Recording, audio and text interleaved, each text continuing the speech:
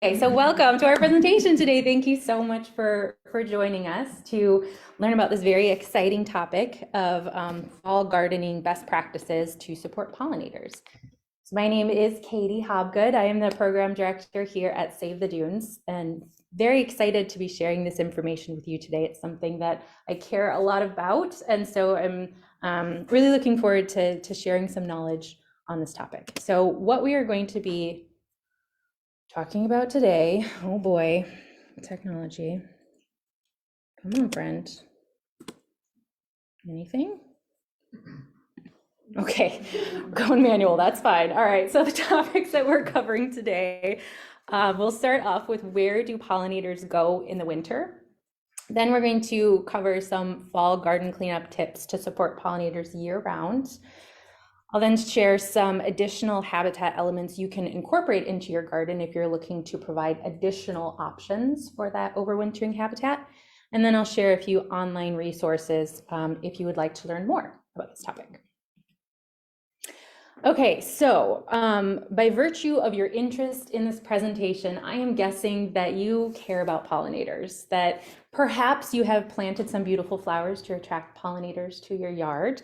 Perhaps you have used our Pollinator Garden Landscaping Guide to select some native plants that you can incorporate into your garden to support pollinators throughout their entire life cycle.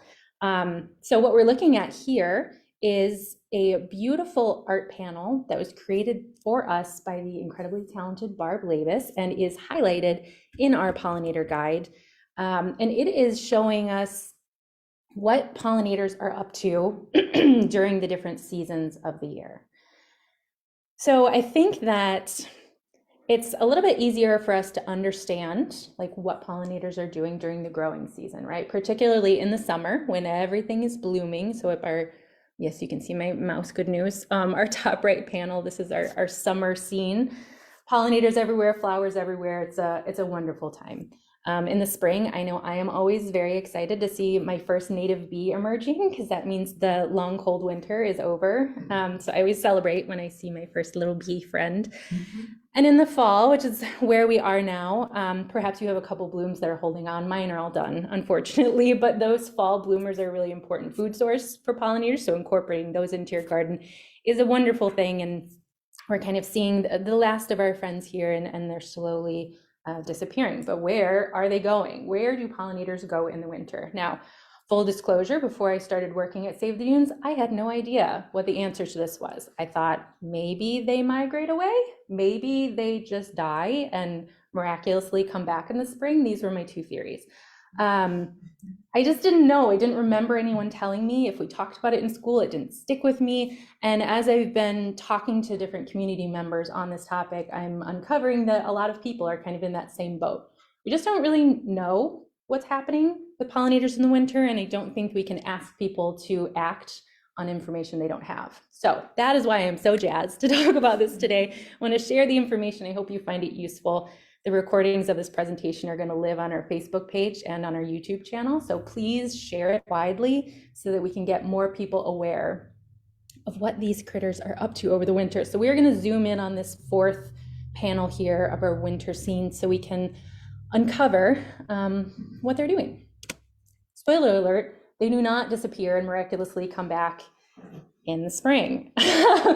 Also, the majority of our pollinators do not migrate away. They spend their entire life cycle here in our area. So they are here in the winter, and here's some examples of what they're doing. So first, not a pollinator, but up here we see our goldfinches who are having a lovely snack on the coneflower seed heads. Seed heads are an important food source over the winter for birds, so it is very lucky that this homeowner kept his intact. A bit of foreshadowing for you. But what we cannot see inside of these plant stems, several of our native bee species like to burrow inside of them. Some species of plants are hollow inside their stems. So they burrow inside, and that is where some bees and other insects spend the winter. So either in their adult phase or in their pupal phase. And we'll see some photos of that a little bit later. But that's also a lovely habitat for some of our pollinators. If we look over to the right and some other standing plants over here, we see a swallowtail has formed its chrysalis on these standing plants over here. Several other butterfly and moth species also have this really cool adaptation that swallowtails have, where their chrysalis or their cocoon, if it's a moth, looks exactly like a dead leaf. Like exactly, it is wild. So that is really great for these guys if they're trying to avoid predators, because hey, it's just a leaf, right? Not so great if they're in a backyard where someone is raking up all their leaves, because hey, that's just a leaf, right? So kind of a pros and cons situation with that strategy in our modern world. So they attach themselves all over the place, but standing plants is one of their favorites. Also in the leaf litter, you might find cocoons or chrysalids. There's many places you'll find them. But also in this leaf litter, we can see over here a great spangled fritillary larva. So this is in its caterpillar form. It's a very little guy, so it's kind of blown up image over here. He's going to spend the winter in this leaf litter as in its larval stage, and several other pollinators do as well. So there are lots of caterpillars in this leaf litter. There's also going to be some eggs. And beyond just pollinators, there's a lot of life that is surviving in the leaf litter. So a lot of other insects. There are reptiles like box turtles that would survive here, amphibians like toads and salamanders that are going to be hanging out in here, small mammals that survive here. The birds love to come and forage in leaf litter because of all of these insects that live here. So not great for the pollinators, but we love our birds too, and they need food as well. So the leaf litter is a really great place where you can find quite a lot of life over the winter. And then if we look underground, we have an example of some of our native bees. So the majority of our native bees are solitary. I mean, they don't live in a colony, they're just on their own. And a lot of them choose to burrow underground, and that's where they live. And so some of them will spend the winter underground as well. So we have some minor bee in their pupal form, and they're gonna to spend all winter just nice and cozy in their little burrows down here. Our bumblebee queen, you can hear in the center, she burrows down very shallow little hole that she digs herself, and then she just hangs out there. So this layer of insulation that is covering up all these things that have crawled into the ground is really critical. You know, if we have another polar vortex come through and all these leaves aren't here and she's just a couple inches underground, it's probably not a very successful outcome for her. So I think oftentimes when we look outside in the winter, it looks very dead and barren and everything is gone and we're just waiting for spring to come so things will come back to life. But in reality, there is a lot of life that is here just under the surface if we allow it to stay. So if we kind of zoom out again, go click on my little arrow, we zoom back out to look at all 4 seasons. I think that culturally we've made some really great strides in this kind of this theme of protecting pollinators. A lot of new people are getting on the bandwagon. Everyone loves pollinators. We want to support them. We're putting in the habitat, we're putting in the food sources. It's a wonderful thing. I love to see it. It makes me very, very happy. But if our goal is to support pollinators, then that is an all-year task, all year round. If you're inviting them to your garden, please do that. That is wonderful. But then many of them are going to stay. They're going to choose that as their home. And so then if you're thinking about cleaning up your garden during the fall and you're just gathering all of those critters that are in that leaf litter and you're cutting down all of your dead plant stems, you're not just removing your quote unquote yard waste, you're removing everything that is living inside of it. So it's kind of becomes like a hero story to a horror story. It's like literally the theme of many scary stories. You invite someone into your home and as soon as they let their guard down, you kill them. Like it's perhaps a little bit dramatic, but that's pretty much what we're doing. If we gather up our leaves and we bag them to be taken away, we're killing everything that's living in this important habitat. So what can we do about it? What are you supposed to do instead? Rather than raking up and removing all of your leaves and cleaning up your garden so there's nothing standing anymore, we are inviting you to leave the leaves. Now, leave the leaves is a growing trend, and I personally think that this is maybe a little bit misleading, in my opinion, of what I'm suggesting for this evening. I would prefer it said, keep the leaves, much less catchy. I understand why they went with this, but if you're new to this topic, I might suggest keeping that kind of mindset in mind, because it's not that you let every leaf fall wherever it does and keep it there forever. If you can do that, amazing, but most of us don't live in the woods. We have neighbors and homeowners associations and judging parents. Like, we're all dealing with a very different situation. And I think we need to be understanding of that. Like, not everybody's going to be able to do the same level of leaving the leaves, and that's okay. Like, doing something is better than doing nothing. So if for years you've been raking up your leaves and bagging them and having the city take it away for you, and now you can do, a little baby step to maybe keep some of them. Maybe your step is a little bit bigger than a baby, and that would be lovely, but we're asking you to start somewhere, right? So let's look at some examples of what this might look like. I would say that the ideal area where I personally put my leaves is in my garden. So we have a couple of examples here on the top left. They've either left these leaves or put some extra leaves into their garden. I personally take all of my leaves and put them in the garden because I have a fairly big garden. In the bottom right, they have a raised bed situation. So that's where they put their leaves. So garden beds are ideal because as the leaves break down, they're adding nutrients to your soil. So it's like free compost, basically. So if you can add it there, it's terrific. It's also protecting your plants, giving them a little extra warmth. If you don't have a garden to put it in, if you have some trees, you can put them at the base of your trees or in bushes. This is a nice place where pollinators already hang out, and several tree species are kind of attractors of pollinators. And so when they drop down, they will have a cushion to fall on. And then when they emerge in the spring, they're right by your trees, particularly if you have like fruit trees or ornamental trees, they can pollinate them for you right away. If you don't have that, select a corner of your yard. Maybe your grass doesn't grow great in one area, or you can select several different areas and have smaller leaves.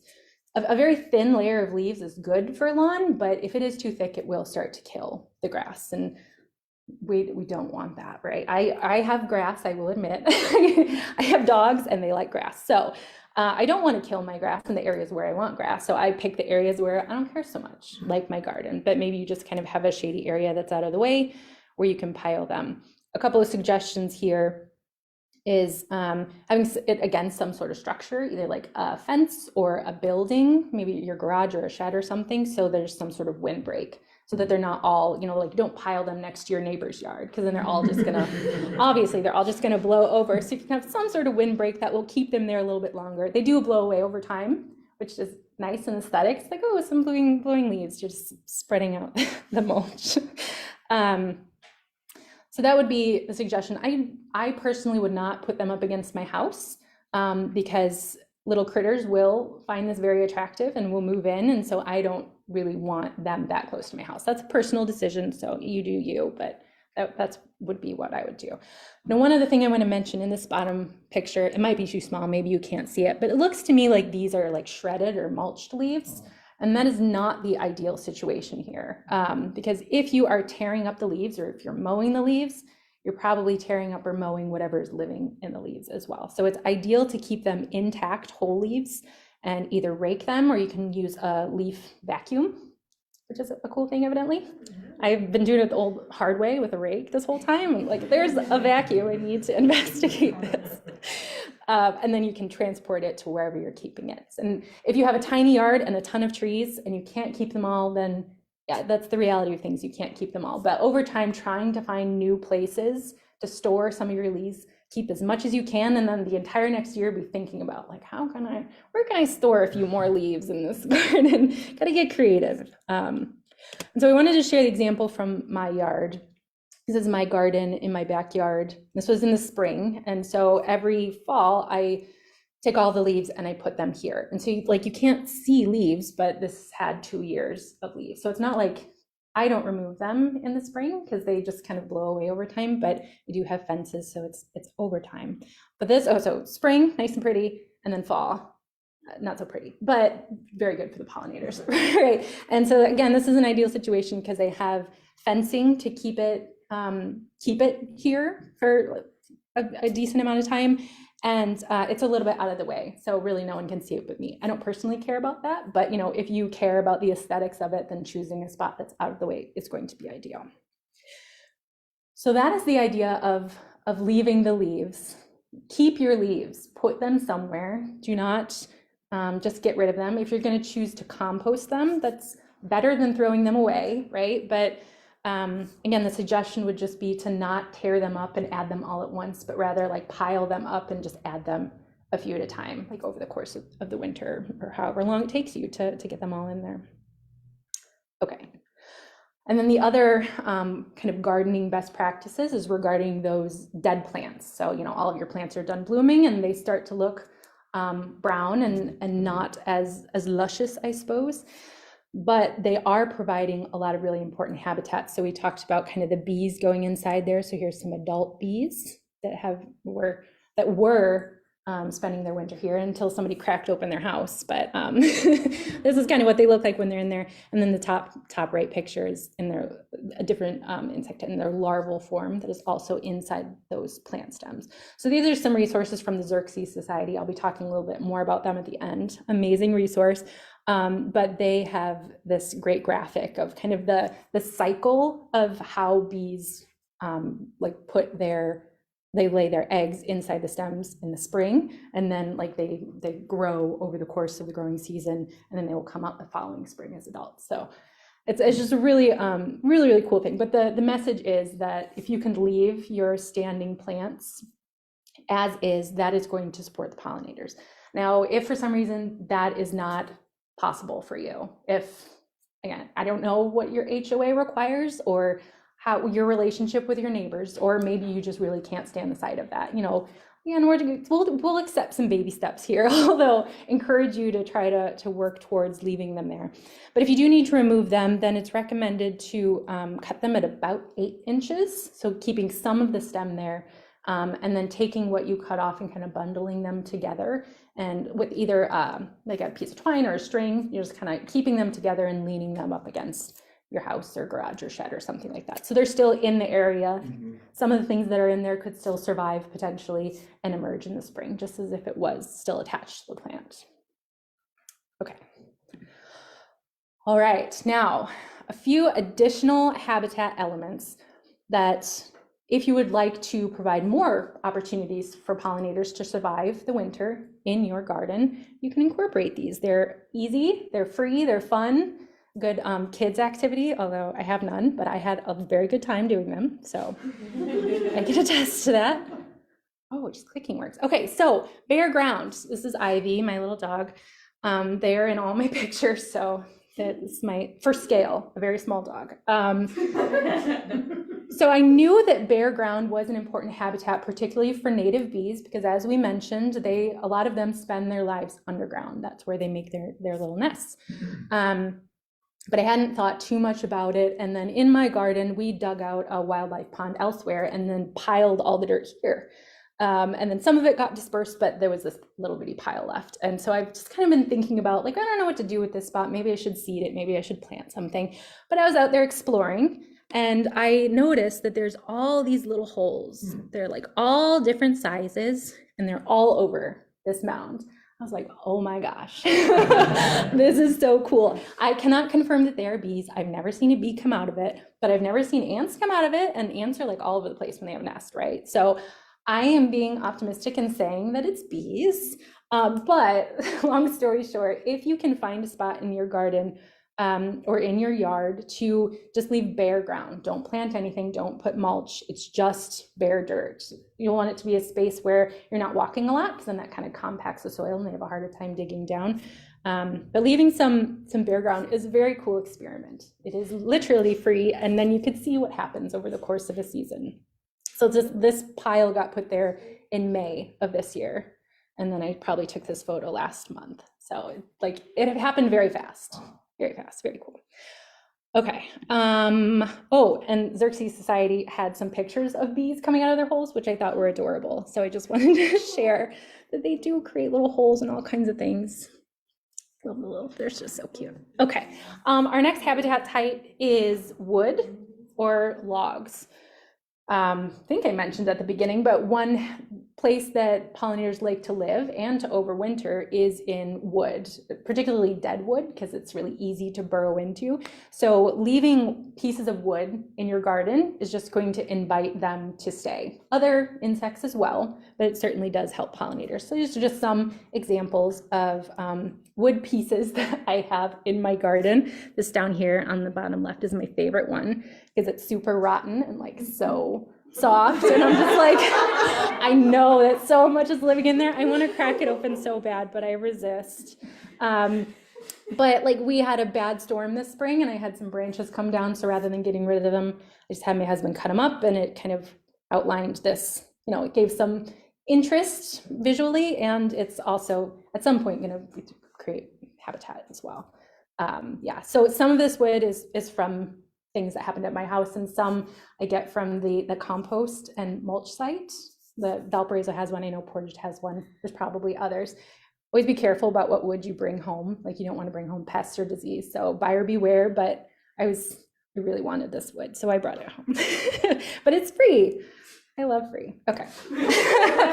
This one I'm calling bricks and sticks. There's probably a better name for it.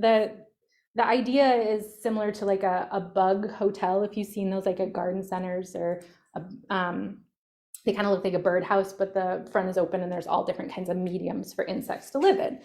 So I really wanted to get one of these, and then I talked to an entomologist friend, because I'm privileged enough to have an entomologist friend at this job, and she suggested that having one place where so many insects live is kind of dangerous for the insects, because if a predator comes along, it's like one fell swoop and they're all gone. So it's better to have smaller types of these guys, and then like more like spread out kind of thing. So I decided to go with bricks. I had a vision of bricks with holes in them stuffed with sticks, and this is where we executed. So I made two. This is one, I feel like it's a really fun kid product because I had a lot of fun making it. And here's another one of my dogs who was helping me. And then I just placed them around in my garden. So these are like, I stuffed it so that if you tilted it sideways, they wouldn't fall out. But there's still tons of little nooks and crannies in there. So it's just a fun little option for you. And then I think this is my last one, a stick pile. Which I love my stick pile. It's gone through a couple of different iterations, so that's why there's some very different photos here. So over on the left, this is originally where I had my stick pile. It was in the back of my garden. I felt like that was the best place because that's kind of where everything was, right? And so it was long and low, and it was very cool. But it's just kind of near my back door. And again, I have two small dogs, and they are extremely talented hunters, and so they knew that things lived in that stick pile, which was the point. That is what I wanted. I'm inviting nature into my yard, right? So they would just run right over there and see what they could scare out, and there's like this hard fence behind it, so it was not an ideal situation. So I decided to move my stick pile. And so in the back of my yard, there's this line of white cedar trees, and in the back is just kind of open, and it was just a run for the dogs to bark at things. So you could see right here is very hidden. This is where the stick pile is, and if I just took a couple steps inside, this is actually what it looks like. So it's quite large. My goal is to get it all the way down the fence line so they can no longer bark at the field behind us. And I know things live in it, and I'm very excited about it. Like, that is the point. I'm trying to provide habitat. So it might be a good idea, if you do have dogs who like to hunt things, to give the critters time to run away. So a little bit further away from your house. I know that's a recommendation anyway, because it is habitat, so don't put it so close to your house. But it's nice that they have escape routes as well. And so I do mix in leaves in here as well. So I just imagine that it's so warm and cozy inside here, and that anyone would love to live in my stick pile.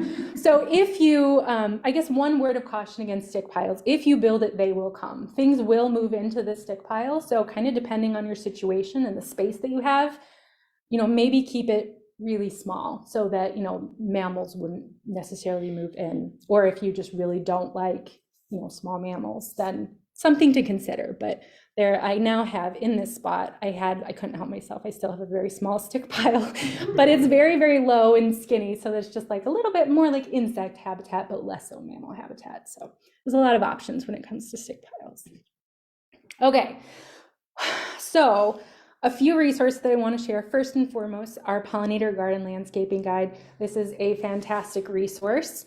It is a free resource, so you can download a digital copy on our website, which is savedunes.org, on our resources section. So just want to show you what that looks like.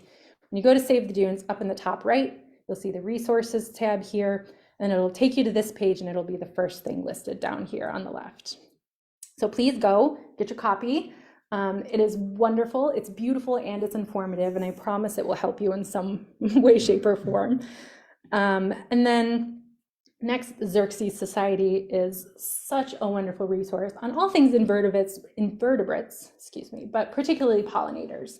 So their website is xerxes.org, and they have a whole Leave the Leaves campaign, where if you want to share this information in kind of bite-sized form with maybe your social media following, they've already created the graphics for you. So you can just go and copy one of, not copy, but borrow. It's, you know, meant to be borrowed and shared. And so like, just also want to mention, like, this is one of those chrysalis. It looks just like a leaf. Isn't that wild? It's so crazy. Okay. I also want to point out in this tan box here, this is a fact sheet that they've created that is fantastic. It has such great information on this topic, on fall gardening cleanup best practices. So I would highly recommend going to check that out. It is in their resources section as well, if you're just going to search for it, but this is the link if you would like to type it in. And then I also want to mention the National Wildlife Federation, because they have a Leave the Leaves content series. So if you want to like look at this from a lot of different angles, you know, what are 7 species that need the leaves, and what do you do with fallen leaves, and why you should leave the leaves? There's just a lot of good resources here as well from a different perspective. And that is all that I have. Thank you. Thank you. Thank you so much for tuning in and watching this presentation. I do hope that it was informative and valuable, and I hope that you will share it with other people. I think that we just don't know. A lot of people just don't know. And so spreading the word to help folks understand how the way that we clean up in the fall, the way that we clean up in the spring, like, it has a big impact on our pollinators. And so got to help them year round rather than just when it's pretty and warm outside. So thank you. I don't know if we. Nothing on Facebook. I don't know. Okay. Any questions? Okay.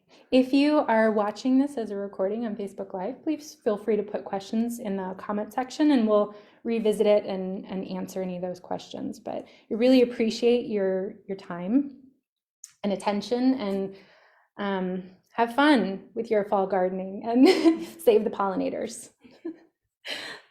Thanks, guys.